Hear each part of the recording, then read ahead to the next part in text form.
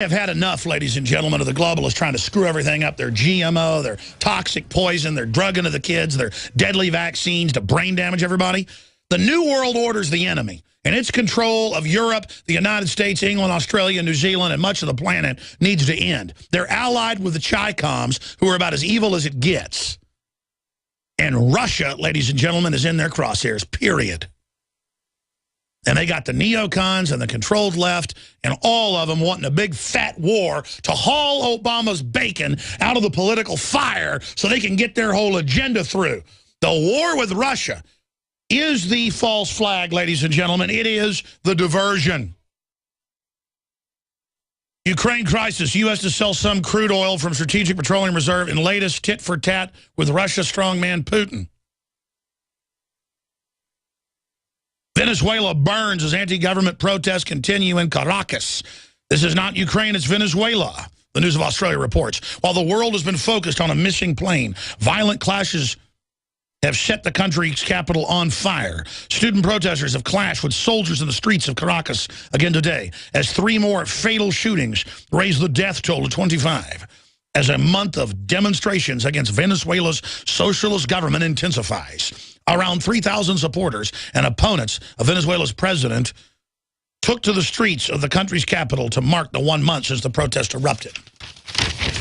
And again, the top story, I just can't even get into the other news, this is so huge. Chairman of the Joint Chiefs of Staff tells the Atlantic Council they're ready for military response to back the Ukraine coup government against the Russians.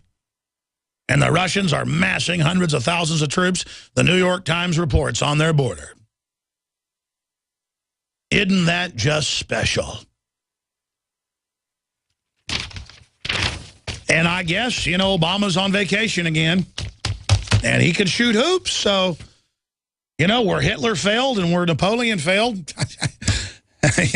He said he was going to win in Afghanistan. He got absolutely routed with the surge and everything. That's just more targets for Al-Qaeda and Taliban to kill.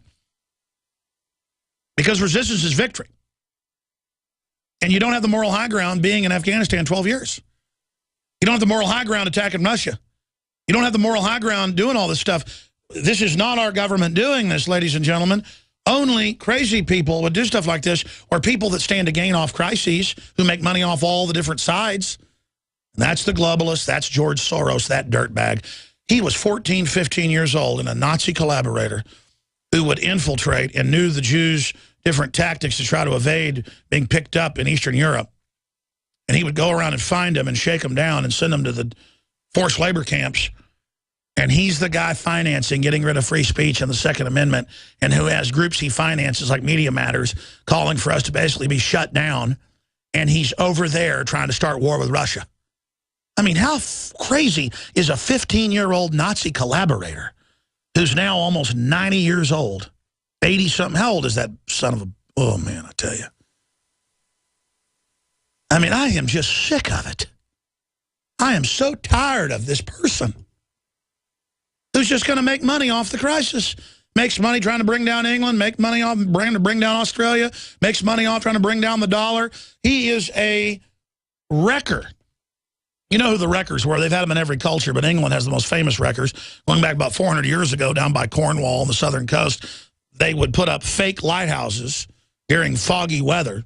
And they had local county rules where if a ship wrecked on the rocks, you know, a mile out, quarter mile out on the big rocks, they would go out and be able to get the goods. And most of the sailors would die or come into shore, and then they would come out with their ships the next day when the fog cleared and clean everything out of the wrecked boats. Kind of like buzzard, vulture capitalism, I think is the way to describe it. Crony. See, just because it has the word capitalism in its name, it's the opposite of real free market capitalism. And it's our enemy. It's our enemy. And George Soros is our enemy. And Al Gore is our enemy. They are the virulent metastasizing cancer. And the Republican Party is like the rest of the body going, you can go ahead and have the lungs and the brain. We're just the guts. Eat us last. Because in the time frame, I guess these old 70, 80-year-old Republicans getting their payoffs, and the blue bloods are being blackmailed, and they got their daily pension of hookers and mistresses and everything else up there in D.C., and they're just like, they openly say, hey, just leave us alone. You can have it all. Yeah, you can teach the kids 2 + 2 = 5. You can teach 5-year-olds how to, dress like a woman. 5-year-old boys. Yeah, you can arrest people for drawing a picture of a gun. Yeah, you can totally do whatever you want. Just leave us alone. And, of course, if you idiots think you're going to be left alone when the globalists fully take over, you got another thing coming. They're going to arrest and jail and set you up and ruin you. You fools. You idiots. John Boehner and all the rest of you are absolutely collaborating filth. And you have no common sense, and you don't study history, and you cannot feel the impending doom. You cannot feel the dread of the gates of the Republic fully falling. You think the country's overrun by criminal operations right now? We're only dealing with the vanguard scouts of the New World Order right now.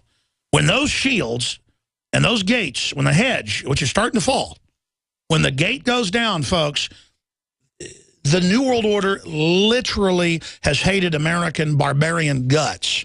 Because America was founded by barbarian invasions and was endless barbarian wars before that with the Native Americans. This was the Wild, Wild West. This was Conan the Barbarian for real. This was all the swashbucklers and criminals and pirates and adventurers and runners and real men and the slaves, half of which would die on the ships over, and the sailors, half of which would die in every 3 missions out. Just the absolute creme de la creme of humanity founded this country. And that's why we were the apple of the world's eye. The real swashbucklers. And the New World Order is going to bring us down. They hate us. The technocratic, ancient French, British, and other elites, and the Rothschild elites, they're all the same, inbred together. They hate human vitality. They hate surging power. They hate Renaissance. They hate powerful feminine women.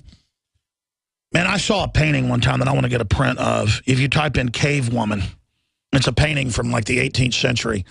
And it's an artist's rendition of a cave woman with her kids behind her, with a saber-toothed cat coming into the cave. And it's the sexiest looking woman I've ever seen. I need to find that painting, and that's what I want hanging up, is a big, giant painting of that. Because the men are going out hunting, and the big cat's coming in, and she's got like a club in her hand. They do not want that. They want women disarmed, totally mindless, believing the television culture, cut off from the men. The state is their husband, and they're doing it. It is incredible. They've turned the men into Arrested Development cowards that think watching football is what's manly.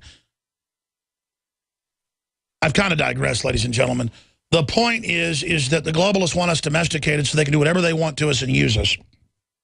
And they're going after any national sovereign country that's red-blooded and aggressive that hasn't been dominated. And the British Empire that's metastasized into the American globalist New World Order Wall Street Empire has been wanting to bring down the Russian system forever. The czars were corrupt and ancient and whatever, but they weren't anti-Russian. They had to be brought down. Then they put the Bolsheviks in to try to destroy Russian culture and create a hellish situation.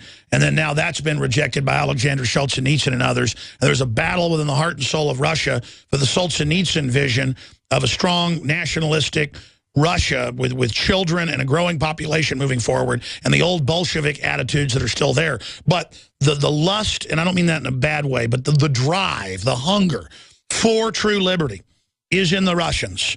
It's in Americans. It's in everybody. And it unifies humanity around exploration, interstellar, but also here on this planet, and exploration of our own psyches, and exploration of our own potential. And it is that choice, the Agenda 21, anti-human, dehumanization, lowering IQ, glow-in-the-dark people shuffling around from trendy event to trendy event, totally empty, totally mindless, downloading whatever new psychological, cultural template is given to them, or the animating contest of men and women and striving and free association and letting there be winners and losers in dodgeball and football and track and essays to build and empower competition, which we know is like gravity. Without gravity, your bones turn to mush, your heart disintegrates. And the globalists are removing the cultural gravity and pressures from the population and putting chemicals into the water and food on record to sedate the public for the long slide as we slit our wrists culturally in a hot bath into exterminism.